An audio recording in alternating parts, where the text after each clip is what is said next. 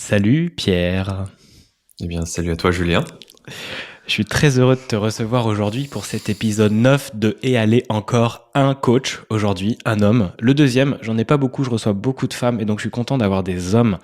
Donc les hommes, si vous me regardez, venez. Et si vous êtes coach ou vous accompagnez, en tout cas vous cachez peut-être un peu derrière cette étiquette, mais comme on le voit dans ces épisodes, il y a plein de variantes, il y a plein de teintes à ce métier et on en a encore une nouvelle aujourd'hui. Donc n'hésitez pas à venir, comme ça permet aussi de mieux faire comprendre et faire connaître aux personnes ce métier et qu'est-ce qu'il peut apporter.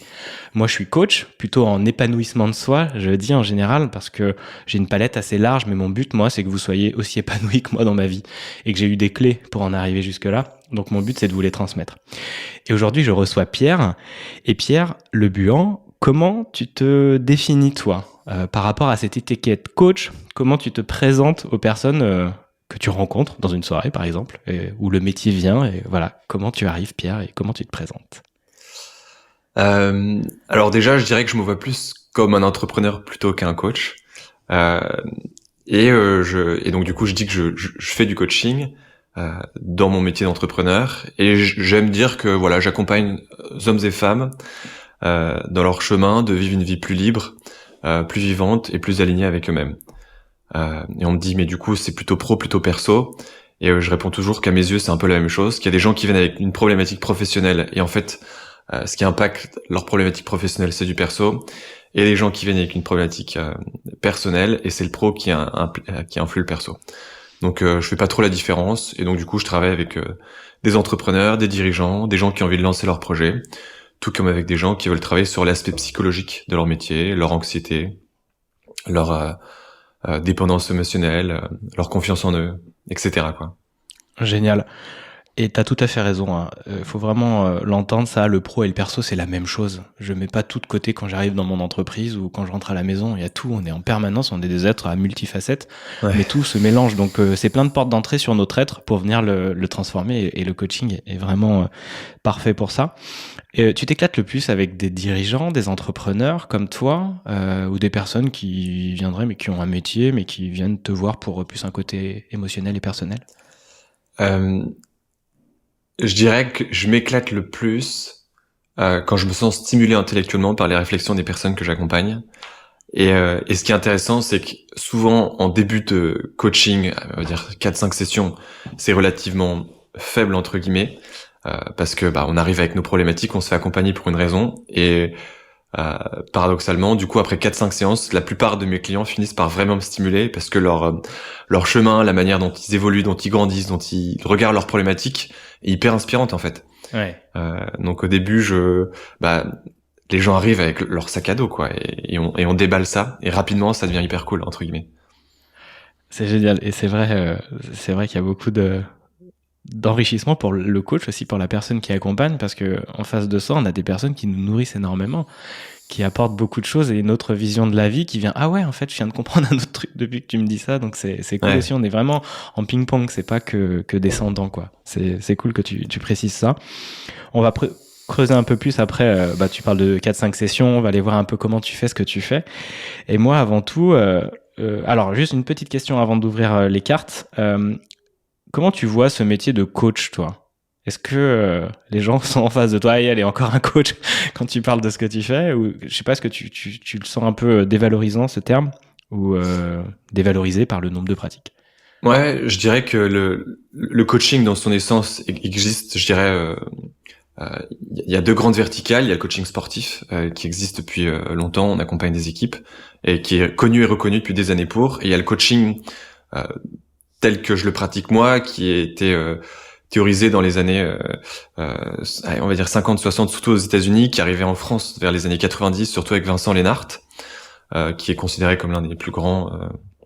Je connais En tout pas cas, du tout. C'est la première fois que j'entends ce nom, j'adore. ouais, je t'inviterai à regarder. Il a théorisé beaucoup de choses sur le coaching en France.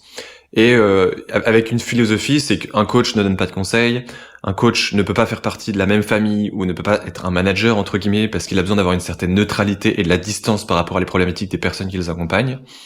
Et un coach est avant tout là pour aider quelqu'un à se connecter à ses propres solutions, sans forcément partager son expérience, mais possiblement en challengeant les personnes. Je dirais que c'est un peu le type de coaching que je pratique. Et j'ai fait une formation du coup pour avoir entre guillemets ce titre coach, ce qui n'est pas le cas de tout le monde. Je suis pas du tout en train de dire qu'il faut faire une formation pour être coach, pour s'appeler coach. Moi, je dis souvent qu'une formation, c'est une excuse de moins pour se lancer. Oui. Mais néanmoins, c'est vrai que du coup, le terme coach est utilisé dans plein de domaines différents, sans forcément que les gens aient fait des formations. Donc, c'est pour ça que j'essaye de me détacher en général de ce terme coach, parce qu'il veut plus dire grand-chose. Et je préfère partager ce que je fais et comment je le fais pour expliquer mon métier, entre guillemets. Tout à fait. C'est vrai que pour éviter des connotations, des pensées ou des systèmes de croyances des uns des unes et des autres, bien autant se rencontrer ou autant aller voir une vidéo ou alors voir une vidéo comme celle-ci ou faire un appel où on échange et on voit clairement comment je peux t'accompagner ou t'aider et on enlève ce côté coach où j'ai pas besoin de me cacher derrière une étiquette. T'as carrément raison. Génial. J'irai plonger dans ce Vincent Lénart et puis je mettrai les liens aussi dans la description. Merci pour ces infos, c'est cool. Et puis c'est vrai que le côté formation, ça donne aussi des outils et des clés, donc ça peut être un passage. Moi je suis pas passé par là parce que c'est plus l'expérience qui m'a appris plein de choses. Et je me suis autorisé à me dire oui, je peux tout à fait accompagner des gens, mais tous les parcours sont ok en fait. Il y a aucun. Écoutez-vous quoi. Et à des moments effectivement, ça peut être des excuses. J'ai besoin de plein de formations alors qu'on est déjà hyper pertinent. Donc essayez de goûter là où c'est le plus juste. Pierre, tu veux un mot, une photo ou une question pour ouvrir le champ de ton passé un peu, pour aller y voir un petit peu plus clair. Un mot, une question ou une photo, je vais me faciliter la vie, on va prendre une question, je dirais. Ok, très bien. Donc mes chères cartes de Points of View sont très précises et je les aime beaucoup. Elles ouvrent beaucoup le champ aussi en coaching. Et pour les interviews, je les utilise tout le temps. La question, on va demander aux cartes si, et tu me diras ensuite si tu valides cette intention. Chères cartes, pouvez-nous nous proposer une question pour ouvrir le champ du passé de Pierre pour qu'il nous parle un peu plus de comment il en est arrivé à être coach, pour avoir un peu ses premiers pas. C'est ok ? Ouais, grave. Tu me dis stop quand tu veux, je passe mon doigt devant. Stop. Ok. Ah, intéressant. Qu'est-ce que tu évites, donc qu'est-ce que tu évitais avant, Pierre ? Ah, c'est profond, j'ai envie de dire. Qu'est-ce que j'évitais Alors, je pense que j'ai passé la plupart de ma vie à éviter la vie, tout simplement. Pourquoi ? Parce que dès l'âge de mes 10-11 ans, j'ai découvert une volonté de me sortir de la réalité. Alors, qu'est-ce que ça veut dire, se sortir de la réalité ? Dès mes 10-11 ans, je me réveillais la nuit pour aller jouer aux jeux vidéo, tu vois. J'ai très vite été assujetti aux addictions, je dirais. Donc, je suis tombé dans l'addiction au sucre. J'avais 12-13 ans, j'allais à Marché Plus, j'allais m'acheter 4 paquets de bonbons, je dînais pas le soir et je mangeais que ça. Puis je me réveillais la nuit pour aller jouer aux jeux vidéo. Tout ce qui pouvait me faire sécréter de la dopamine en masse dans mon corps, j'allais le chercher, entre guillemets. Alors quand t'es jeune, entre guillemets, c'est pas très très grave.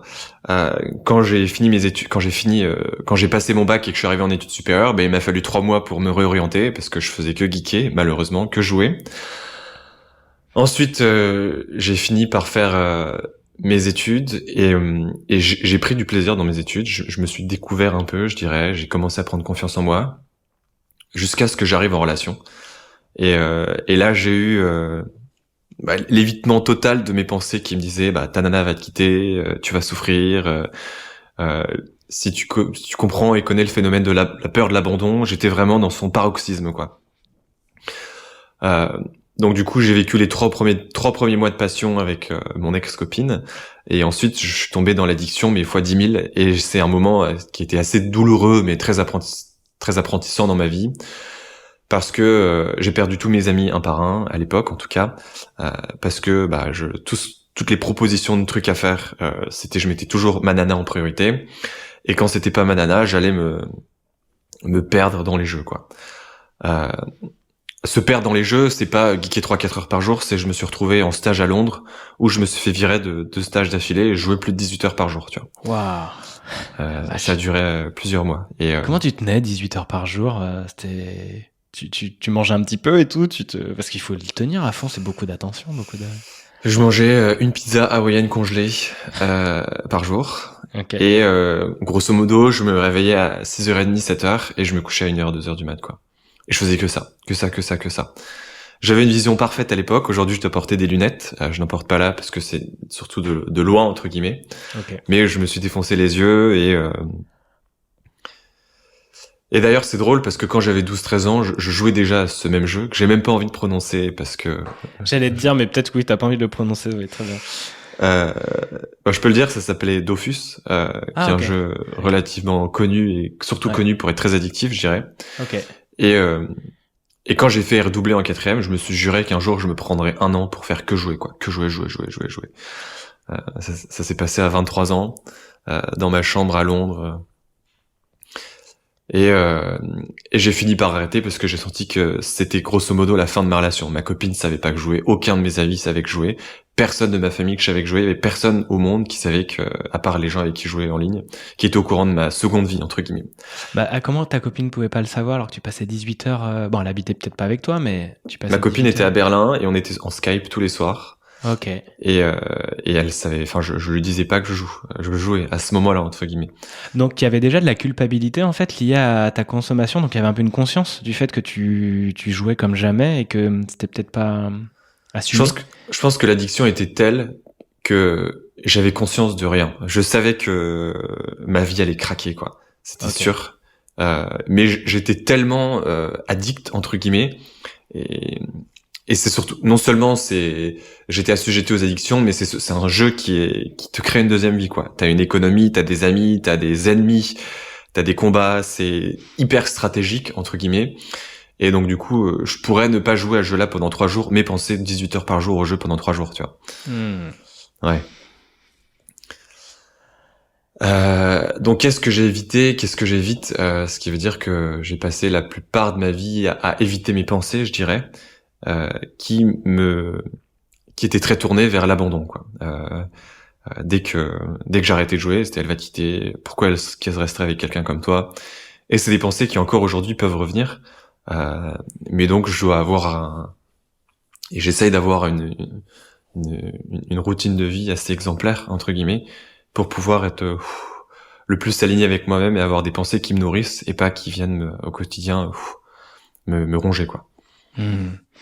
Et donc c'était comme beaucoup d'addictions, que ça soit le porno, que ça soit le jeu vidéo, le sucre, le sport aussi, clairement, ou les conquêtes ou quoi que ce soit, ça peut être aussi une super stratégie pour éviter d'aller en fait regarder nos émotions, quoi. D'aller boire des coups, ou d'aller faire des trucs comme ça, c'est vraiment surtout ne pas regarder. Moi c'était plus, tu vois, l'alcool, les soirées. Et la clope pas trop, mais un peu quand même. Mais vraiment l'alcool et les soirées, surtout ne prends pas en compte tes émotions. Et la nourriture, je l'oublie. La nourriture, ça a été mon truc à fond. Et moi, c'était ma fuite pour pas voir que j'avais des émotions et qu'il fallait oser les regarder pour les travailler. Mais on a vraiment ces stratégies de on met tout de côté, surtout pas regarder. Sauf que ça grandit. Et heureusement qu'il y a des coachs maintenant aujourd'hui ou des vidéos ou des partages où on peut se rendre compte que je crois que là c'est peut-être pas sain pour moi. Et toi, effectivement, à un moment ça a switché. Comment t'as arrêté?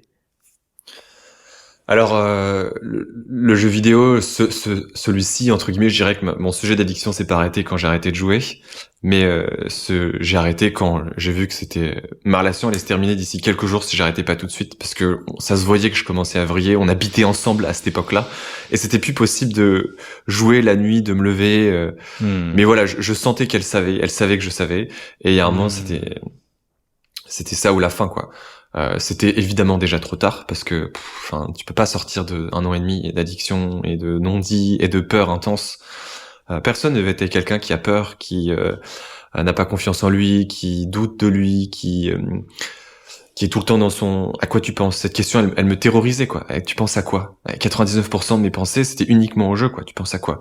Ça me comme mes parents quand j'étais tout jeune qui me disaient Pierre, quand ils m'appelaient comme ça, il y avait tout mon organisme qui se mettait en tension extrême parce que j'ai l'impression qu'on venait de découvrir que j'avais un clavier de rechange, une souris de rechange, que je cachais tout, que c'était terrible, quoi. Donc il y a certaines phrases comme ça qui mettaient tout mon organisme en tension. C'était la phrase que je voulais à chaque fois éviter, quoi.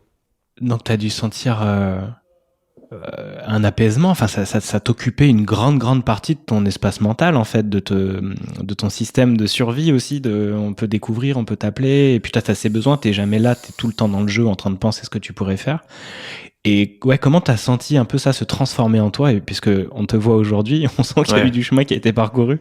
Comment t'as avancé vers ça? Bah, j'ai trouvé un boulot à Berlin, et même à l'époque, j'étais pas capable de trouver un boulot. C'est ma copine qui m'a envoyé une offre de stage, et, euh, et j'ai été pris, entre guillemets. Je pense pas être complètement con non plus, et j'avais un passé où j'avais fait des choses. Avant l'addiction forte, j'avais créé une petite boîte avec des amis, on était passé sur France 3, TF1, donc j'avais des choses à raconter, entre guillemets, malgré mes quelques années de double vie. Et donc j'ai été pris dans ce stage, et j'habitais avec ma copine à Berlin à l'époque. Et bah, mon addiction est passée de l'existence à travers un jeu vidéo à l'existence à une entreprise, quoi. Donc je suis devenu obsédé par être le meilleur dans ce que je faisais dans ma boîte, entre guillemets. Ok. Bon, l'avantage, c'est que c'est plus reconnu et c'est plus facile de partager ce type d'addiction avec ton entourage, sans avoir conscientisé non plus que c'était une addiction à l'époque.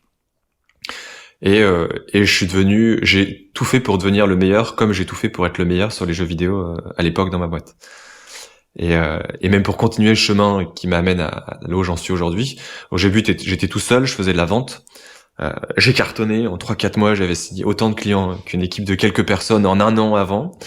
Et donc du coup, je suis passé de super performeur seul à manager, quoi. Ok. On m'a mis à manager des gens qui avaient quelques années plus que moi.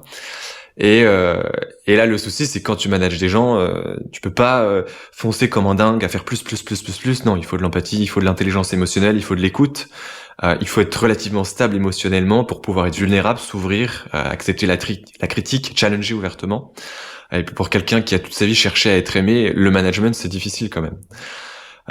Et donc du coup, j'ai pas eu le choix à un moment donné, au 1er janvier 2019, en mode...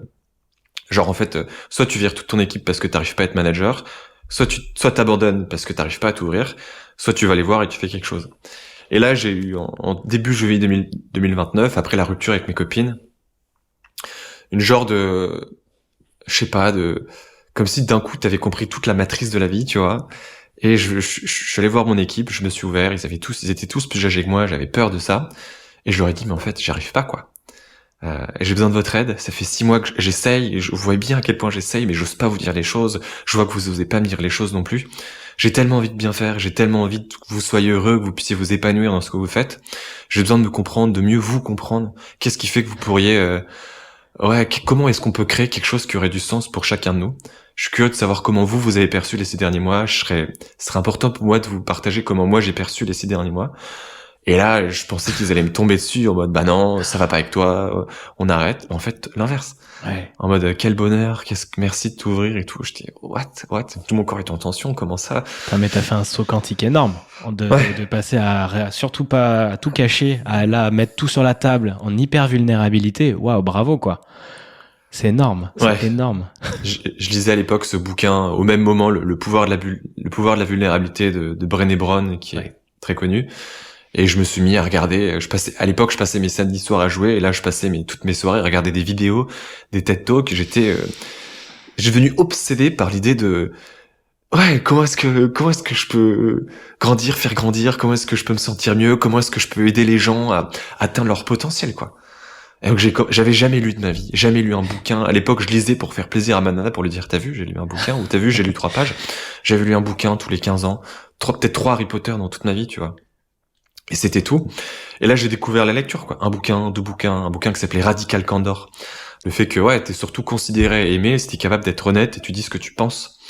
La candeur, entre guillemets. Un bouquin, 2 bouquins, 3 bouquins, 4 bouquins, 5 bouquins, 10 bouquins. Les gens ont commencé à me demander, mais t'as pas un bouquin à me conseiller? Je dis, bah, si, 3, 4 même. Et je sais pas, j'avais vraiment l'impression, je ne recommande absolument pas l'utilisation de drogue, mais j'avais l'impression d'être sous l'effet de MDMA ou sous l'effet pendant plusieurs mois, quoi. Ça durait quasi 6 mois.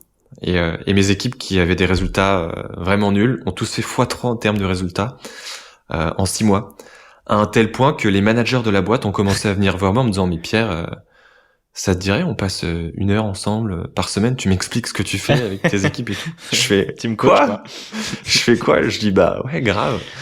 Mes dirigeants sont venus vers moi, mais est-ce que tu peux pas former les autres managers et tout? C'était complètement dingue. Complètement dingue. Et à la fin, on m'a dit, bah écoute Pierre, maintenant tu manages l'équipe de Customer Success, l'équipe de vente, et 3 mois plus tard, on me dit maintenant, on a envie que tu gères tout le développement international de la boîte. Donc, on était basé qu'en Allemagne, aux Pays-Bas à l'époque. On a envie que tu reprennes les Pays-Bas, on a envie que tu développes maintenant 3 nouveaux pays par an. Je fais ok, très bien. Et pour ça, tu vas avoir une équipe, un truc.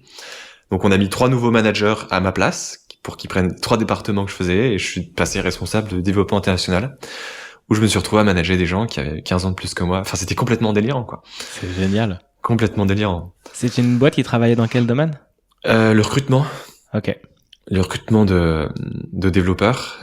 Et c'est quand même important pour moi de préciser quelque chose. Je suis tombé sur un mec, un dirigeant, un CEO qui avait une 40aine d'années, qui a compris que si tu me faisais confiance, moi, toute ma vie, ce que j'ai recherché, c'est être vu. Je faisais plein de bagues qui étaient drôles et pas drôles, mais je voulais juste montrer que j'étais là, quoi. Et j'ai un dirigeant qui m'a donné de la confiance, qui m'a écouté, et dans ses yeux, je me suis dit, mais je vais tout faire pour ce mec, quoi. Je vais tout faire pour cette boîte. Et ensuite, quand j'ai eu des gens dans mon équipe, je me suis dit, mais je vais tout faire pour eux. Et quand j'ai développé des nouveaux marchés, je vais tout faire pour les gens que je recrute, je vais tout faire pour les développeurs qu'on place dans des nouvelles boîtes. J'étais, mais habité, quoi, par ça. Et chaque nouveau marché que j'ai lancé, c'est devenu le marché le plus performant de la boîte. Les country managers qui avaient 15 ans de plus que moi disaient, mais c'est qui ce mec? Mon dirigeant est parti, et celle qui est redevenue CEO m'a dit, mais je sais que t'accompagnais Kaya, donc mon ancien CEO, en coaching à l'époque. Est-ce que ça te dit qu'on se voit une fois par semaine pour qu'on fasse du coaching à deux? Je fais quoi? J'avais 26 ans à l'époque. Je dis, mais qu'est-ce que tu veux que je t'apprenne, quoi? Ça, c'est génial. C'est trop bien. Et j'aime bien aussi comment on peut transformer ça, parce qu'il y avait des comportements aussi addictifs chez moi, où l'envie d'y aller à fond, tu vois, et dans l'excès. Mais quand cette énergie, tu le mets au service, voilà, là, c'était pour le développement personnel. À un moment, tu te mets à lire plein de bouquins. T'as envie d'aider les gens, donc tu cherches plein de solutions. Tu mets une énergie que t'as en fait développée pendant ces pratiques de jeux vidéo ou pendant ces pratiques addictives qui font que ça, ces schémas neuronaux tu peux tenir bien plus que plein de gens. Tu peux mettre beaucoup plus d'énergie et aujourd'hui, bien utilisé dans une bonne direction. Moi, ça me sert énormément là dans ce que je fais ou autre. Je me dis à des moments, putain, quand même, j'arrive à en abattre des choses avec de la facilité, de l'apprentissage et tout, parce que derrière, il y a eu ce passé-là qui est à ce service. Et donc ça, c'est cool parce qu'on peut transmuter tous ces trucs-là. Ça, c'est aussi des apprentissages, même si c'était des trucs très sombres, ça peut devenir des super apprentissages et être au service de l'humanité comme tu le fais aujourd'hui aussi, quoi. Ouais. Clairement. Bon, j'ai quand même payé un peu le prix de ça parce que avoir son identité qui passe par son travail, quand il y a eu le Covid, des nouveaux marchés, tu te développes pas à l'international, les frontières sont fermées. Et je suis resté 6 mois dans ma chambre à rien faire, parce que ma chambre, c'était mon espace de jeu, je voulais pas travailler. Et je disais à mes dirigeants, mais virez-moi, j'ai aucun sens que on lance pas de nouveaux marchés. Il faut bien que tu sois là. Au bout de 6 mois, j'ai fini par partir, et là, mes crises existentielles, quoi. Qui suis-je? Qu'est-ce que je fais? C'est important que tu dises ça aussi, de préciser. Oui, il faut pas non plus cacher une addiction vers une autre. Ça donne de l'énergie, mais par contre, il y a des choses à aller voir, et c'est ce que tu parles là. Et donc, c'est hyper important parce que sinon, ça revient tout le temps. Hein. Faut bien faire comprendre ça, que l'addiction, faut la traiter à la source, à la racine. Donc, toi, c'est le Covid qui t'a fait switcher, finir cette transition, enfin, de quitter cette boîte. Ouais. Et ensuite, il s'est passé quoi? Donc voilà, la crise existentielle, tu dis, et... Terrible. Genre, qui je suis? Qu'est-ce que je fais? J'étais dans un boulot où on avait compris que pour m'utiliser pleinement, il fallait me faire changer de boulot tous les 3 mois, grosso modo. Et donc, du coup, ça fait que théoriquement, t'as pas de profit tant que ça. J'ai pas fait 5 ans en sales, j'ai pas fait 5 ans en customer success, j'ai pas fait 5 ans en produit. Donc, je suis très jeune, j'étais très jeune, j'avais 26 ans. Et donc, je me disais, qu'est-ce que je veux comme taf, quoi. J'ai pas envie de repartir dans un métier où j'ai envie de faire du management. Et un soir, j'étais à un dîner chez des amis, c'était un dimanche soir. Et je parle avec un gars qui bosse dans une boîte de coaching. Et il me dit, moi, dans 5 jours, je commence une formation de coaching. Je fais, ah, cool, et tout. Et finalement, je me retrouve sous la pluie à discuter vers minuit avec ce gars. Minuit et quart, on discute, il me dit, mais tu sais, tu devrais peut-être la regarder, cette formation de coaching. Je dis, ouais, mais ça m'intéresse, passe-moi le contact. Je rentre chez moi, à 1h du mat, j'envoie un message à la nana. La formation était pleine, elle commençait 5 jours plus tard. Et je lui dis, je veux absolument faire cette formation, elle coûtait 4 500 € à l'époque, j'avais pas cet argent. Et donc, je fais le call, l'appel le lendemain à 17h30 avec la formatrice supérieure. Et je dis, je veux absolument faire ça, faut que vous me laissiez une place. Elle me dit, ok, très bien, mais faut que tu payes dans la foulée. Je fais ok, pas de souci. Je termine l'appel, j'appelle ma banque, je dis mais il faut absolument qu'on débloque cet argent, faites quelque chose et tout. Il me dit ok, pas de souci. Bon, ça c'est fait et j'ai pu faire cette formation de coaching qui commençait 5 jours plus tard, quoi. Ouais. Euh, j'ai fait cette formation de coaching qui c'était quelques heures par semaine, donc j'avais du temps à côté.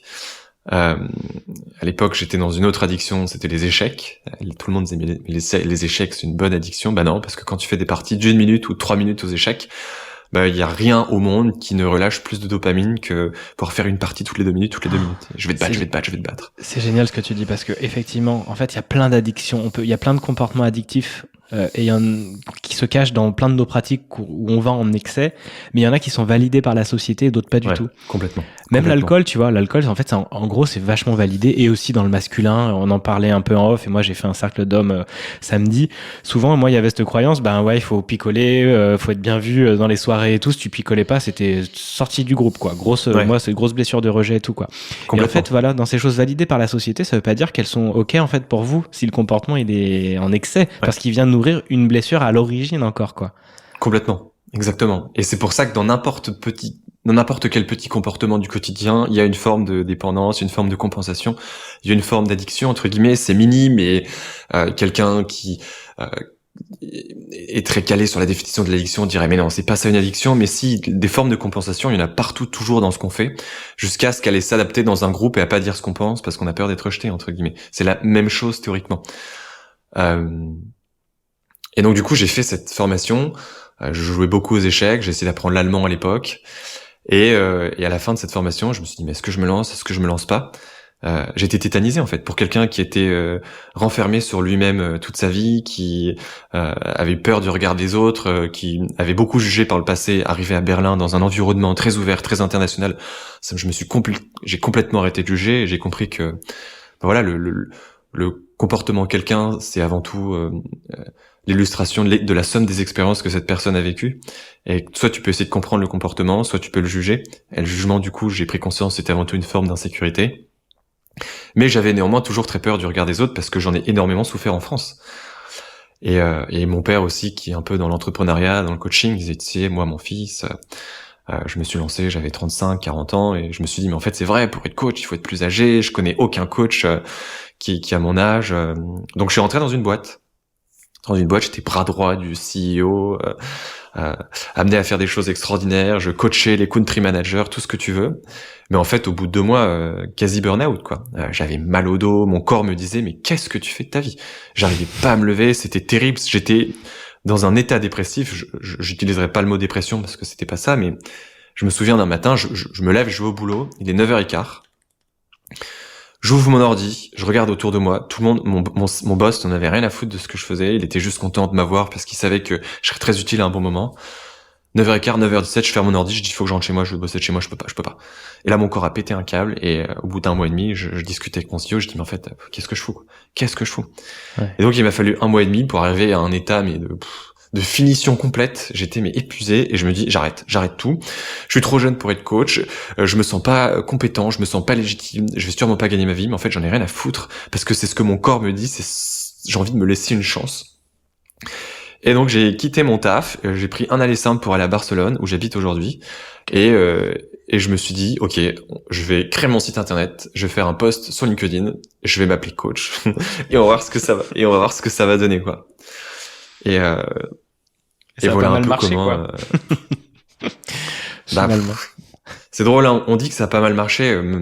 Il m'a fallu, je pense, 9 mois. Ça fait 1 an et demi que je me suis lancé. Il m'a fallu près d'1 an pour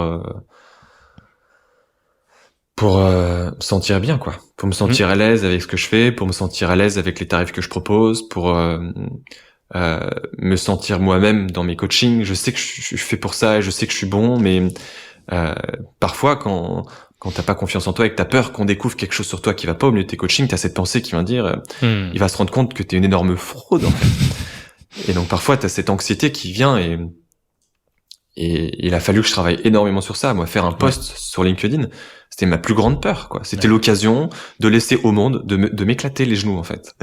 Excuse-moi l'expression. Elle est très juste parce qu'on la ressent, on est pas mal à la ressentir, je pense. Maintenant, c'est ok, mais il y avait cette peur, je vais me faire éclater les genoux. Ouais. T'as raison. Moi, des moments, je me dis, mais, oh non, je vais pas poster ça. Et c'est justement à ces moments qu'il faut le faire. Parce que moi, justement, et pour me désamorcer mon mental, je tire les cartes. Et les cartes, elles font, OK, résultat, action. OK, bon, bah, j'y vais. Et en fait, ça va. Mes genoux, ils sont encore en place. Et puis, même s'il y a des gens qui vont me critiquer, bah, comme tu le disais, c'est sa vision du monde aussi à cette personne. Et c'est OK. Et des fois, ça peut être juste pour toi. Et puis, sinon, bah, tu laisses passer. Et oui, on sera, même si on sauve la planète Terre, là, en un claquement de doigts, on sera critiqué. Hein.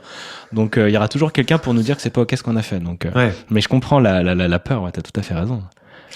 Et donc du coup pendant 6 mois j'étais complètement paniqué, et au bout de 6 mois j'ai passé ma vie sur YouTube.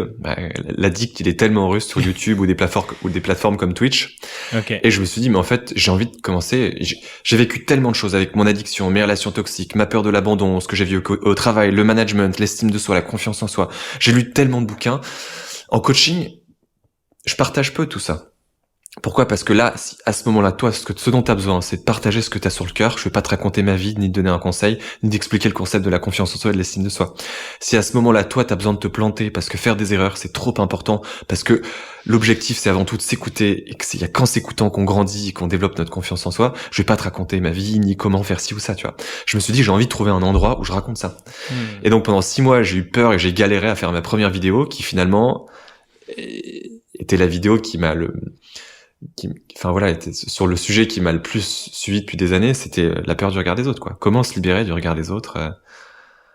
Et cette vidéo, je la faisais avant tout pour moi, quoi. Parce que c'était moi contre moi-même. Ouais. Et elle a cartonné, entre guillemets, j'ai reçu plein de messages, et là je me suis dit, ok, cool. C'est génial. Qu'est-ce que je fais maintenant? Mais c'est comme tu partageais le fait d'un jour, tu vas voir ton équipe et tu leur dis, bah, aidez-moi, j'y arrive pas. Là, c'est pareil, t'es vulnérable, tu montres, bah ouais, la peur du regard des autres, voilà ce que j'ai connu, et on a envie de se brancher à ces personnes qui sont authentiques, mais qui montrent, oui, mais j'ai traversé ça. Donc, je le connais, je te comprends, je sais d'où tu viens, mais je peux te dire aussi que tu peux aller là. Tu peux faire ce mouvement comme moi je l'ai fait, même si j'en ai chié, tu peux aller peut-être un peu plus vite parce que je t'aide. Mais vraiment, c'est pour ça qu'on est reconnu et que c'est pas facile, parce qu'on a toujours l'impression, je suis vulnérable, oh là là, je vais me faire péter les genoux, comme tu disais, ouais. Quoi. Alors qu'au fait, c'est tout le contraire. Ton équipe, elle a juste dit, mais merci, quoi.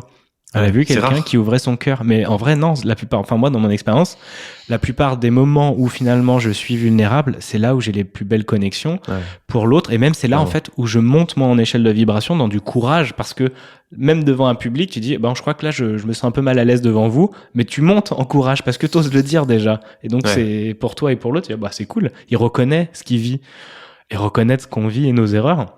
Ça, on peut les cacher longtemps, hein. On peut mentir, on peut fuir, alors que c'est le plus libérateur. Donc, c'est puissant, cette vidéo.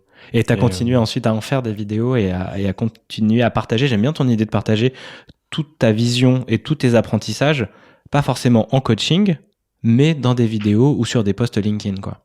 Ouais. Ah, il y a plein de choses sur lesquelles j'ai envie de rebondir. Tu parlais de se libérer du regard des autres. Moi, je pense qu'en fait, dans son essence, on se libérera jamais totalement du regard des autres, comme on se libérera jamais totalement de notre anxiété, et on sera jamais 100% en sécurité. Mais c'est juste, j'appelle ça quand on a une tendance forte à être anxieux ou une tendance forte à avoir peur du regard des autres, on travaille dessus et la blessure se transforme en cicatrice. Et sur ces gros sujets de vie, ces cicatrices, même sur une cicatrice physique, tu vois, une grosse cicatrice une grosse blessure quand elle devient cicatrice, quand on prend pas soin, elle ressaigne, tu vois. Et ce qui fait que je suis obligé, c'est que je sais très bien si je prends pas soin de moi et que je fais un peu n'importe quoi et que je bois plein d'alcool, etc., ma peur du regard des autres, elle va revenir au galop, quoi. Et c'est pour ça que je suis pas du tout celui qui s'est libéré de la peur du regard des autres. Non, j'ai envie de lancer mon podcast depuis 1 an et demi. Il est toujours pas sorti. Ça fait 1 mois et demi, 2 mois que mon script est préparé et je me force devant mon ordinateur et je comprends qu'en fait se forcer, ça marchera jamais parce que l'énergie qu'il y a derrière se forcer, c'est de la peur. Et voilà, du coup, je suis un peu parti sur d'autres sujets, mais non, mais je t'entends sur le podcast, on pourra revenir, mais c'est ma spécialité. Mais moi, ça m'a été mon outil de libération. Je fais juste une aparté sur le fait, oui, on a des paliers et pour moi, on a toujours à avoir une vigilance quotidienne sur, évidemment, ces routines qui soient le plus vertueuses possible pour pas retomber dans certains travers. Par contre, où c'est là, moi, où je trouve il y a énormément de bienfaits, c'est la partie invisible de l'iceberg et les pratiques de soins énergétiques. On avait un peu échangé par rapport à mon projet Bienvenue dans le monde 2. C'est vraiment ça, je trouve, qui est en lien pour moi dans mon épanouissement. Le coaching qu'on m'a apporté et les soins énergétiques et la pratique des chamans dans des constellations ou d'aller enlever le transgénérationnel parce qu'on porte pas mal de choses dans notre sac à dos qui vient pas de nous en fait, qui est lié à la famille, qui est lié aussi à des trucs énergétiques et ces liens on peut les couper. Et c'est pour ça que je mets des personnes en avant dans le podcast parce que c'est vraiment des pratiques qui aident à encore plus aller vers une expression libre ou autre. Bien sûr que par moments, je sais que je tremble encore sur de la prise de parole en public ou autre, mais il y a plus cet enjeu où qui peut revenir, tu sais. Même maintenant, là, tu vois, je suis en janvier sec, mais l'alcool, c'est même plus un sujet. Alors qu'avant, mais c'est ouf à quel point, oui, je pouvais retomber dans allez, je vais reboire et puis cette soirée et tout. J'en ai même plus envie. Mais parce que j'ai eu un magnétiseur qui est venu travailler là-dessus, qui est venu couper ce lien-là avec l'alcool comme un magnétiseur. Un autre est venu couper mon lien à la cigarette. Une semaine plus tard, je fumais plus, c'était réglé pour toute ma vie, là. Ça Incroyable. 5 ans. Donc, pour ça, moi, il y a l'énergétique qui est hyper important et qui aide. Donc, c'est pour ça aussi que j'ai vraiment envie que les personnes aillent goûter ces pratiques pour aller voir comment on peut, sous les deux plans, se libérer et avancer encore plus fluidement vers sa vie, quoi. Grave. Et donc, vas-y. Tu me posais, je réponds aussi à ta question. Il y avait une deuxième chose sur laquelle je voulais rebondir. T'as parlé du mot courage. Et quand j'ai lu ce bouquin sur la vulnérabilité, le premier synonyme de vulnérabilité, c'est le mot courage. Parce qu'il faut du courage pour s'ouvrir. La vulnérabilité, tu regardes dans le dictionnaire, ils vont te donner des exemples comme quoi c'est le chevalier a perdu son bouclier et donc il était vulnérable. Bah oui, en fait, c'est ça. On peut se balader au quotidien avec nos boucliers, mais on laisse entrer personne. Et si tu penses au principe de l'amour, il y a rien de plus vulnérable que dire je t'aime à quelqu'un sans pouvoir éventuellement recevoir un je t'aime. Il y a rien de plus vulnérable que d'initier un rapport sexuel et de laisser la chance d'être rejeté. Mais il y a aussi rien de plus beau, quoi. Ça dépend vraiment quelle vie t'as envie de vivre. Mais c'est vrai qu'il faut du courage pour s'ouvrir. Mais très souvent, on a l'impression qu'on va être blessé. Mais la plupart du temps, on laisse la chance aux autres de s'ouvrir eux aussi à leur tour. On a les relations les plus belles et les gens qui nous manipulent et utilisent notre vulnérabilité pour nous blesser. C'est une chance de filtrer des personnes dans notre vie qui aujourd'hui ont trop de travail à faire sur eux pour pouvoir avoir une relation avec nous aujourd'hui, entre guillemets. Tout à fait. Enfin voilà, je voulais rebondir là-dessus. T'avais une dernière question, c'était du coup j'ai continué à faire des vidéos YouTube. Oui, quelques-unes. Je suis en réflexion aujourd'hui sur 2023, comment est-ce que j'ai envie de faire ça. J'ai fait d'autres vidéos sur la vulnérabilité, sur comment être heureux. Moi, je me sentais pas bien, c'était les dernières, j'étais pas heureux, j'étais coach, j'aidais des gens à se sentir mieux, j'étais pas heureux. Je tapais sur YouTube comment faire pour être heureux. Je trouvais rien, ça me saoulait. J'ai très bien. Et donc, je me suis passionné pour le sujet, j'ai découvert le stoïcisme, j'ai découvert plein de choses et j'ai fait une vidéo comment être plus heureux.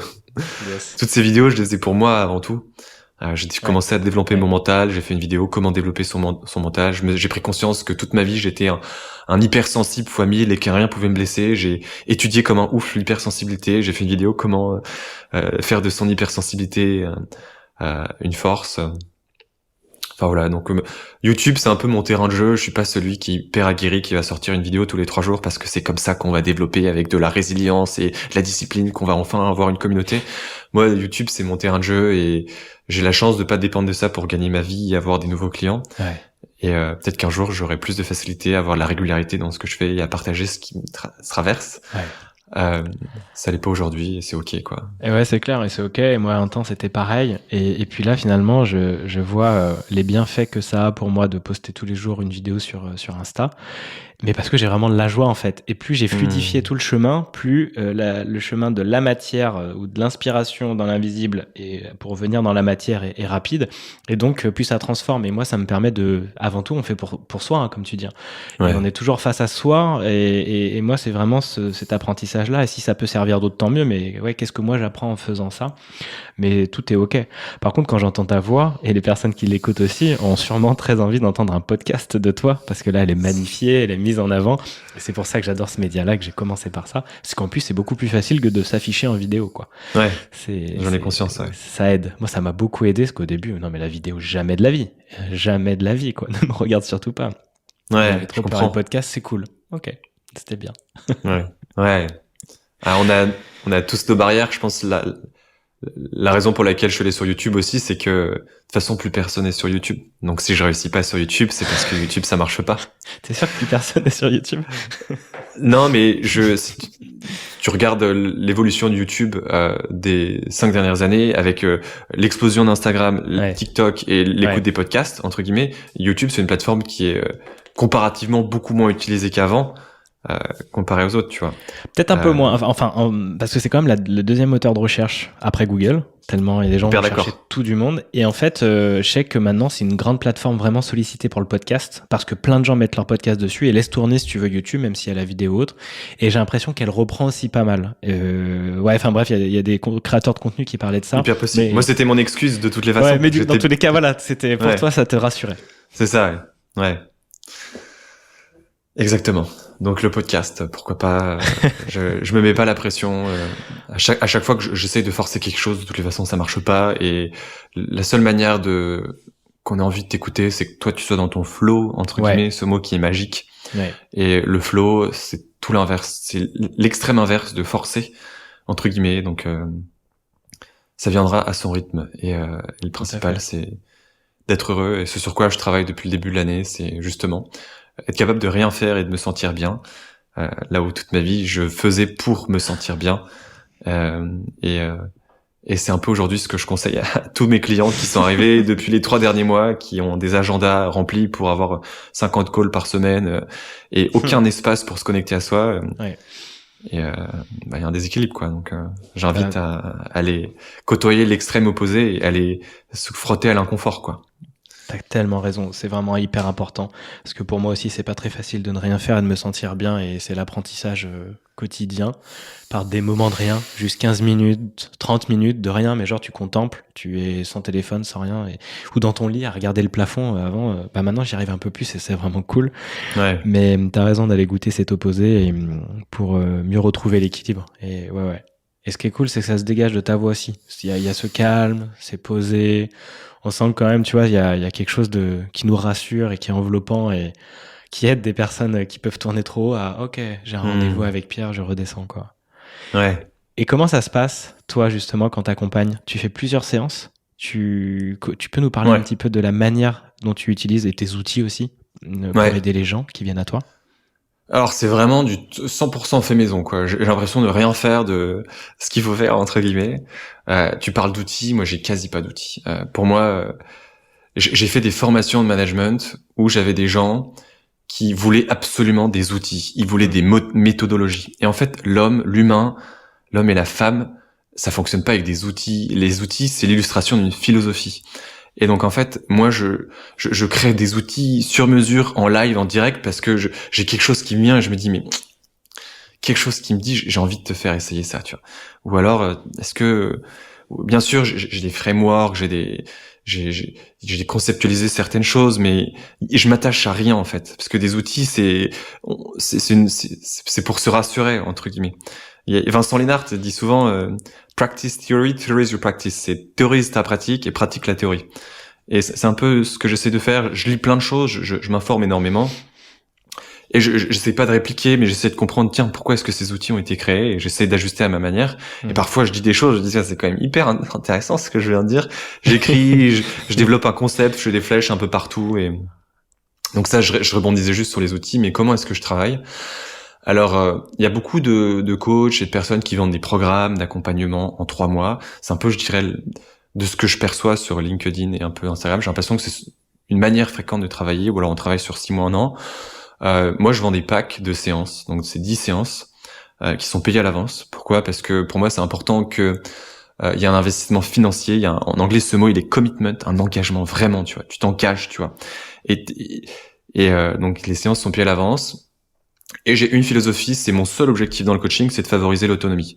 Donc mon objectif théoriquement, c'est qu'à terme, on se voit le moins possible. En général, si les gens viennent, c'est qu'ils ont quand même des sujets sur lesquels travailler. Donc les premières séances, on va souvent se voir 1 fois par semaine, voire 1 fois tous les 10 jours. Et très rapidement, moi je vais essayer de la pousser à, tiens, je suis curieux de voir ce qui se passe maintenant si on te laisse 2 semaines toute seule, tu vois. Qu'est-ce qui se passe? Prends des notes, explique-moi. Essaye de voir comment t'auras répondu à certains challenges en y étant confronté seul, sans avoir, entre guillemets, la roue de secours. Moi, et en fait, ma manière de travailler, c'est je pose des questions, j'invite à la réflexion. Parfois, j'ai des gens qui veulent trop progresser. Le progresse c'est bien, mais ça veut dire qu'il y a un manque de gratitude. Parfois j'ai des gens qui sont trop dans la gratitude, à savoir il y a un peu un mensonge intérieur, il y a un manque d'intégrité interne qui fait qu'ils se voilent un peu la face, ils aspirent à plus, mais ils se cachent dans de la gratitude. Mon objectif c'est toujours de trouver de l'équilibre. Donc t'as des gens qui viennent moi, ils vont me dire moi j'ai envie de travailler sur ma rigueur et mon organisation. Je fais ok très bien, ça on appelle ça une piste de solution. Ça veut dire qu'aujourd'hui ta croyance c'est que ta solution pour aller mieux, c'est l'organisation et la rigueur. Donc on travaille un peu, on discute, et en fait il m'explique qu'il a un travail la semaine, et qu'il a un autre travail en freelance le week-end, et qu'il est pas fier de lui parce qu'il n'arrive pas à apprendre l'espagnol et pas prendre des cours de salsa. Et il veut travailler sur son organisation et sa rigueur. Je dis, très bien, Ah oui. c'est quoi ton émotion dominante aujourd'hui? Parce que la raison pour la vie, la seule chose qui... T'as tout dans ta vie, t'as une belle voiture, une belle femme, des enfants, beaucoup d'argent, mais tes émotions au quotidien, c'est de la colère et de la frustration, ta vie, c'est de la colère et de la frustration. Peu importe ce que t'as. Donc en fait, une vie riche, c'est des émotions au quotidien qui sont chouettes, qui sont riches, qui te font te sentir vivant. Et je pars toujours des émotions. Si j'ai quelqu'un qui me vient et qui me dit j'ai envie de l'organisation et de la rigueur, je dis ok, c'est quoi ton émotion dominante du moment? Bah du coup de la frustration, l'énervement et de l'inconfort et de l'insatisfaction. Je dis très bien.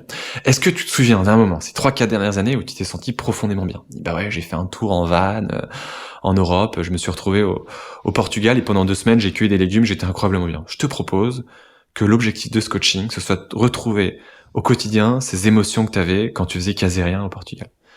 Ok, bon, ça a du sens.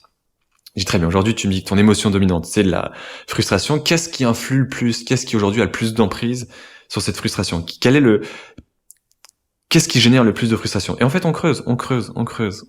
Et à la fin, hop, je lui donne pas des exercices, je lui dis, tiens, qu'est-ce que je te souhaite pour les 10 prochains jours? Tu reviens dans des jours? Et ben, elle me dit, j'aimerais bien faire un peu plus de ça, un peu moins de ça. Je dis, ok, quand? Comment? Si dans 2 semaines tu viens voir et t'as pas réussi à faire ça, qu'est-ce qui t'a empêché de le faire? On appelle ça faire un pré-mortem, tu vois. Qu'est-ce qui fait que en même temps, c'est vrai que je me suis mis tous ces objectifs, sauf que mon calendrier est déjà complètement plein. Comment je vais faire ça? Et du coup, il y a quoi à faire? Bah, je pense qu'il faut que j'enlève 90% de meeting. Trop cool, tu le fais quand? Juste après ce truc-là. Hop, et automatiquement, t'as un plan d'action, et quand les personnes reviennent 10 jours plus tard, je suis pas en mode, bon, du coup, t'as fait ça. Non, ça sert à rien, parce qu'en 10 jours, il y a un monde qui s'est passé. Ouais. Donc, je suis là, j'écoute. Et les gens, en fait, on fait tout ou rien de leur objectif, arrivent avec leur piste de réflexion et on reprend là, entre guillemets. Ouais. Enfin, voilà un peu la manière dont je travaille. Et ce qui fait que moi, je travaille avec plusieurs clients depuis plusieurs années maintenant, tu vois, 2 ans et demi avec mon tout premier client. Et j'ai quasi 90%, la quasi-totalité de mes clients se sont pas arrêtés à distance. J'ai quasi aucun client que je vois plus, entre guillemets. Parce que du coup, mes clients de plus longue date, je les vois maintenant tous les mois et demi, tous les 2 mois, et ils sont hyper contents d'avoir un check-up, entre guillemets. Voilà mes réflexions de ces 2 derniers mois, voilà ce sur quoi j'avance. Et ils sont contents de pouvoir miroiter, de faire miroir, entre guillemets, de faire les films. Ouais. En anglais, le mot to mirror, il est très bon, de pouvoir avoir quelqu'un qui les fait renvoyer un peu leur reflet.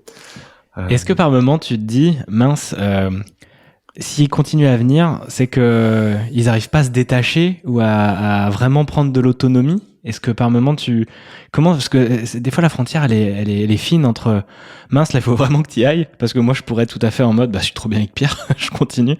Il y a des moments, comment t'arrives à sentir ça? Ouais, je dirais que je suis très connecté à moi-même. Je suis hyper détaché de l'argent, entre guillemets, je n'ai rien à foutre de gagner du fric, et je veux juste avoir ce sentiment à l'intérieur de moi que la personne, que je suis vraiment profondément honnête avec la personne que j'ai en face de moi. Donc c'est vraiment un sentiment, c'est une connexion intérieure qui fait que parfois, je suis souvent le premier à pousser les gens à ce qu'on se voit le plus longtemps possible, à pousser à 2 semaines ou à 3 semaines. Par contre, voir un coach tous les mois et demi ou tous les 2 mois, c'est quelque chose que je conseille à tout le monde en fait. Pour moi, c'est pas du tout de la dépendance, au contraire, parce que quand tu vois quelqu'un aussi peu, tu vois quelqu'un 5 fois par an finalement, parce qu'entre les deux, il y a les vacances. Ça permet un vrai suivi de quelqu'un de confiance qui te connaît, qui aura toujours ce regard extérieur. Ça veut pas dire qu'il faut travailler avec tout le même coach pendant plusieurs années ou pas. Moi, je suis pas du tout attaché au fait d'avoir quelqu'un ou pas. Je pense qu'il y a même la richesse dans la diversité. Mais donc du coup, dès que je sens une dépendance, moi je pousse à l'indépendance. Et dès que j'ai des clients qui je sens ont besoin d'un suivi psychothérapeutique, je dis on se voit plus tant que t'as pas commencé un suivi. Ça ne sert à rien. J'ai commencé un travail avec un client qui voulait travailler sur son anxiété, et au bout d'1 semaine, il m'avait appelé plusieurs fois et il m'a envoyé plusieurs messages. Et la première fois qu'il m'appelle, j'avais reçu des messages tous les soirs. Je dis écoute, X entre guillemets, à chaque fois que tu m'appelleras, toute ta vie dès que tu m'appelleras, je prendrai toujours ton compte fil. Mais c'est l'une des dernières fois de ta vie que tu m'appelles. Pourquoi? Parce qu'en fait, je suis pas là pour te sauver, je suis pas là pour régler tes problèmes, t'es le seul responsable. Je dis moi quand j'étais anxieux il y a 4-5 ans, je tapais quoi? Je tapais sur Google, comment on fait pour sortir de son anxiété? Je regardais une vidéo, 3 vidéos, je lisais un bouquin, 2, 3 bouquins. Si tu veux vraiment, si c'est ta priorité numéro 1 pour te sentir mieux, faut que tu ailles chercher toi-même. Et là, c'est incroyable ce qui s'est passé. C'est dur à ce moment-là parce que t'as quelqu'un qui est en détresse, qui va pas bien, et tu t'écoutes, mais t'as peur aussi parce que il y a toujours une notion de danger quand les gens vont pas bien. Donc je dis première condition, tu vas voir une psychothérapeute. Je peux pas, c'est trop important et c'est trop grave. Et deuxième chose, c'est important pour moi que tu commences à développer cette insatiabilité d'apprentissage par rapport à ce sujet-là. Et enfin, j'ai jamais eu un client de ma vie qui allait aussi vite en 1 mois et demi. C'est incroyable. Ah oui, c'est bouleversant. Exactement. Bouleversant. Ouais. C'est génial. Et ouais, et c'est vrai que d'aller, de toute façon, pour moi, on devrait régulièrement aller voir des personnes avec qui être coaché, accompagné, et que ça soit pour moi dans l'énergétique ou que ça soit aussi dans le visible, et régulièrement parce que c'est une hygiène aussi. Et puis j'aime bien l'idée de changer, d'avoir une palette aussi de coach. Vous pouvez suivre les épisodes que vous avez là sur Et aller encore un coach, parce que du coup c'est une belle palette très différente. Si vous suivez jusqu'à présent, là on est le numéro 9, c'est franchement ouf. Attendez, numéro 9, oui, c'est ça. Et donc, du coup, comme ça vous permet de voir plein d'angles de vous et vous vivez des situations qui évoluent. Donc, quand vous êtes allé voir Pierre au tout début et que vous allez le voir 2 ans plus tard, évidemment qu'il y a plein de choses qui ont bougé en vous et donc il y a toujours un regard pertinent. Et Pierre a bougé aussi. Parce que toi, t'apprends tout le temps, moi, j'apprends tout le temps et qu'il y a 3 mois, il y a 2 mois, je suis pas le même. Ça bouge parce que je fais aussi des expériences moi-même. Donc, on s'enrichit, on peut les transmettre de nouveau. Et c'est toujours très pertinent parce qu'on est toujours challengé par la vie et le commitment, le fait d'être engagé vers soi, ouais, c'est un travail de toute une vie, quoi. C'est pas, ça y est, j'ai vu un coach, je suis nickel, oh, trop bien. Ouais. Et puis voilà, la vie, elle nous remet devant nous les failles, quoi. Parce que normal, il y a des failles, il faut travailler, il faut avancer. Ouais, complètement. Se sentir bien, quoi. C'est ça. Et j'adore ce que tu dis. Et j'adore tes mots aussi. L'équilibre entre progrès et gratitude, les pistes solutions. Et qu'est-ce que tu as comme émotion dominante? C'est vrai, comment tu te sens chaque jour? C'est la meilleure clé, c'est tes messagers pour savoir où tu en es dans ton épanouissement, dans ta joie de vie, quoi. Ouais. Ta vie, c'est la somme de tes émotions. Et enfin voilà, il y a plein de petits trucs comme ça que je dis, que j'utilise. J'aime bien que tu les aies notés. Et c'est vrai que c'est un peu ma marque de fabrique. J'aime bien. Chacun a son univers et le tien, il est chouette aussi et ça parle clairement, quoi. Et moi, ça enrichit aussi le mien. Donc merci. Déjà 51 minutes, mon cher Pierre. Incroyable. J'ai causé, hein. C'est le but. C'est pour ça que je t'invite. J'aimerais, pour terminer tranquillement, te tirer une autre carte, mais cette fois, ça sera plus les questions. Ça sera soit un mot, soit une photo. Laquelle tu veux pour ouvrir le champ et terminer cette interview?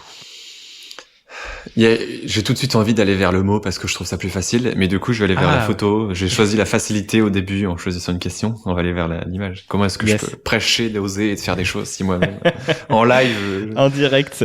Bien joué, bravo. Et pour cet élan, et donc on va demander aux cartes de nous partager un message pour toi, Pierre, à transmettre. Enfin, il va te parler à toi, mais que tu vas aussi transmettre du coup aux personnes qui regardent cette interview, puis à moi également. Est-ce que c'est OK pour toi?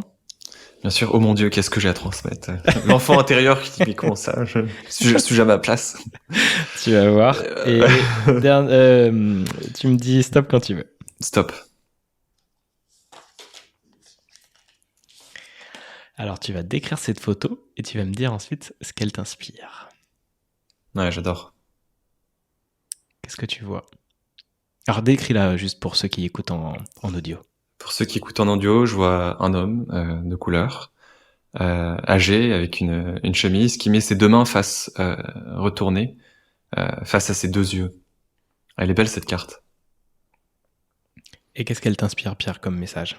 Moi, ce qu'elle m'inspire, c'est je pense que l'on est avec 2 mains, on est comme ça, en fait. Je pense qu'on est avec 2 mains sur les yeux. Pourquoi? Parce que lorsque l'on est, on ne naît pas de nous-mêmes. On est avec l'éducation qui est celle de la somme des expériences de nos parents. On est dans un pays qui a une culture, qui a des traditions. T'as certains pays qui vont imposer ta sexualité, ou du moins légalement. On vit dans une société avec une manière de faire, une manière d'être. Tout ce dans quoi tu grandis, à moins que t'aies l'environnement parfait qui va t'aider à savoir qui tu es, ne te donne pas les réponses. Entre guillemets, on appelle ça le conditionnement.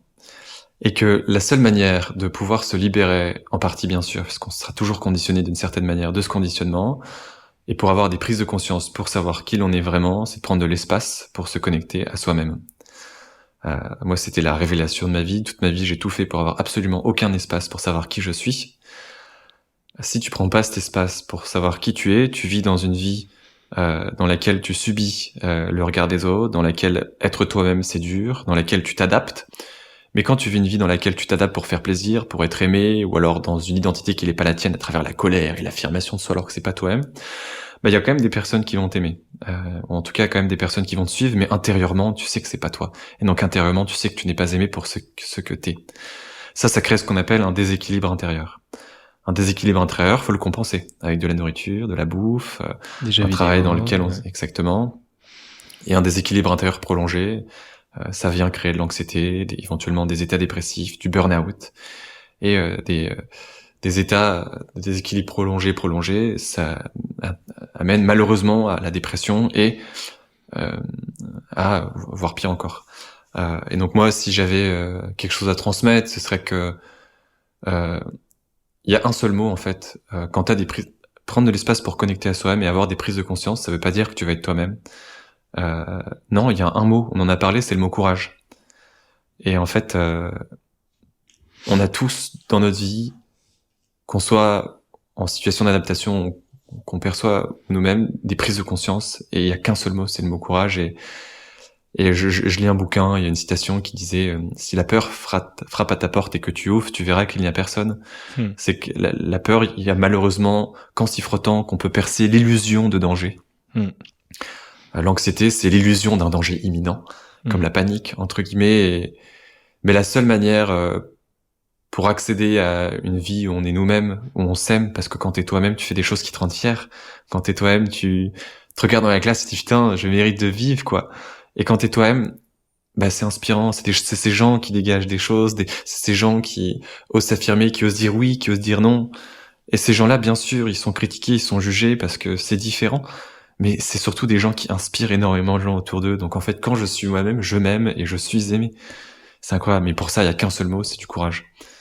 Et je viens de partager le thème de mon podcast qui va s'appeler Aventurier de la vie, parce que les gens qui arrivent à avoir ce courage, malgré un conditionnement très fort, je les appelle les aventuriers de la vie. Et pour moi, je me considère comme un humble aventurier de la vie, de ma vie en tout cas. Et je pense que tu en es un aussi, Julien. Tout à fait. Merci beaucoup. C'est très chouette. C'est très très beau comme partage. Et oui, le courage. Il y a cœur dans courage. Et c'est vraiment le fait d'aller oser et de se dire, bon, allez, je fais ce pas, je fais ce podcast, je vais dire ce truc à cette personne, je vais dire ce oui, ce non, je vais faire ce pitch.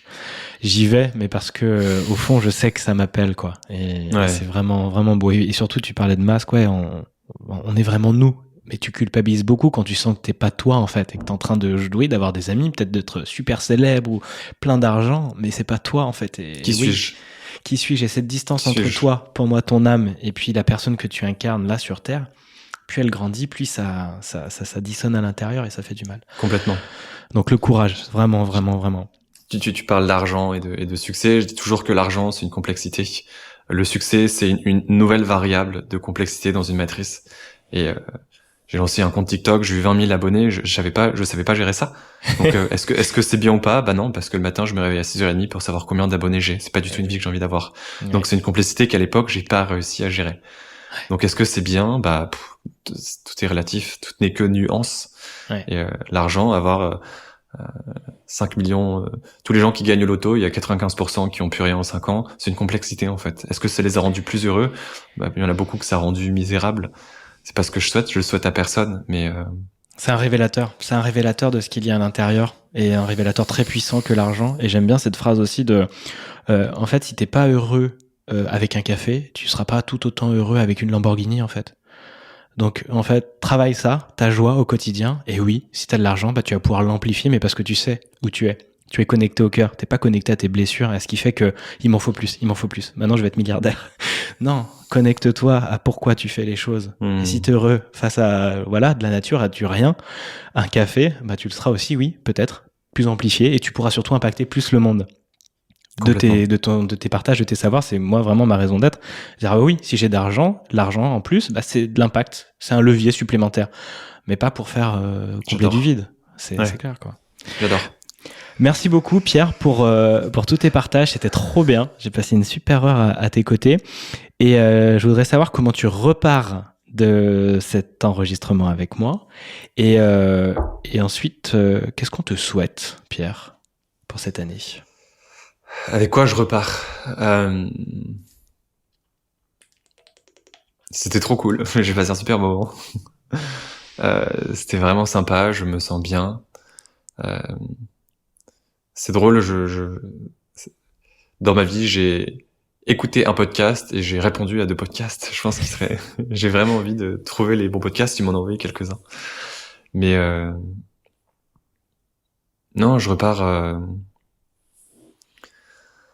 vide un peu. J'ai envie d'aller faire une balade. J'ai envie de prendre l'air. Il fait beau à Barcelone. J'ai envie de processer ce bel échange avec toi. Et qu'est-ce qu'on me souhaite? Qu'est-ce que tu me souhaites? Qu'est-ce que vous me souhaitez tous, auditeurs bienveillants? Oui. Ouais, de la paix intérieure, je pense, du courage. On a beau être spécialiste du courage, on a tous besoin Ouais. du courage pour avoir plus de clarté sur comment j'ai vraiment bien envie de développer cette année 2023. Et surtout du courage pour faire ce premier épisode de podcast qui me suit depuis longtemps. Allez. Et qui arrivera, on l'espère, au bon moment. On espère génial. Au bon moment, toujours. Eh ben génial. On te souhaite plein de courage justement pour cet épisode de podcast, pour y aller à fond et puis pour t'éclater et continuer dans ton aventure. Merci beaucoup, chères auditrices, auditeurs et spectateurs et spectatrices aussi, d'avoir regardé cet épisode numéro 9 avec Pierre Le Buant, coach. Alors, on disait consciousness coach sur Internet, mais vous voyez que Pierre, c'est un entrepreneur et c'est bien plus grand que juste une étiquette de coach, comme toutes les personnes que j'ai reçues, comme moi également. Donc, vous avez découvert tout son univers. Là, dans la description, vous avez son site internet, vous avez son Insta, son LinkedIn, vous allez plonger dans ses vidéos YouTube. Et puis, pareil pour moi, si vous voulez suivre aussi ce que je fais sur Insta, sur YouTube, continuez à nous suivre, à envoyer de l'amour et puis à suivre cette série que j'adore. Et là, j'ai un prochain enregistrement et c'est trop bien, j'adore, je continue. Et envoyez-moi vos coachs aussi ou des recommandations. Et puis, je vous souhaite une excellente journée ou soirée ou nuit à toutes et tous. Ciao. Merci à toi, Julien.